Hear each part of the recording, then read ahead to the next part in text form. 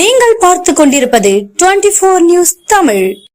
புதிய குற்றவியல் சட்டத்தை ரத்து செய்ய கோரி நாகப்பட்டினத்தில் வழக்கறிஞர்கள் 5வது நாளாக நேற்று கோர்ட்டை புறக்கணிப்பு போராட்டத்தில் ஈடுபட்டனர்.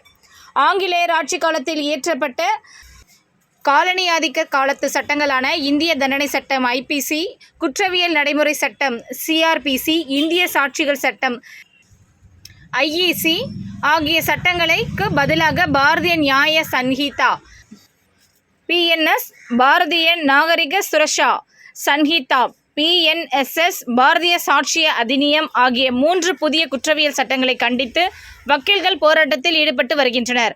அதன்படி நாகையில் 3 புதிய குற்றவியல் சட்டங்களை ரத்து செய்ய கோரி நாகை வழக்கறிஞர் சங்கத்தினர் 5வது நாளாக கோர்ட்டு புறக்கணித்து போராட்டத்தில் ஈடுபட்டனர். இதைத் தொடர்ந்து நாகை பப்ளிக் ஆஃபீஸ் ரோட்டில் நாகை மாவட்ட திமுக வழக்கறிஞர் அணி சார்பில் ஆர்ப்பாட்டம் நடைபெற்றது. ஆர்ப்பாட்டத்திற்கு மாவட்ட வழக்கறிஞர் அணி அமைப்பாளர் தினேஷ்குமார் தலைமை தாங்கினார்.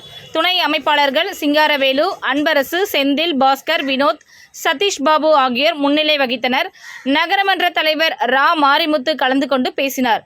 புதிய 3 குற்றவியல் சட்டங்களை ரத்து செய்ய கோரியும் இந்த சட்டங்களில் புரியாத சமஸ்கிருத, ஹிந்தி தலைப்புகளின் திணிப்பை கண்டித்தும் ஆர்ப்பாட்டத்தில் ஈடுபட்டவர்கள் கோஷங்களை எழுப்பினர். இதில் மூத்த வக்கீல்கள் ராமச்சந்திரன், நடேச ஜெயராமன், முருகு, ஜெய்சங்கர், சிவகுருநாதன், அன்பழகன், திருமதி பாலா உள்பட பலர் கலந்து கொண்டனர். முடிவில் தகவல் தொழில்நுட்ப அணி மாவட்ட ஒருங்கிணைப்பாளர் பாரிபாலன் நன்றி.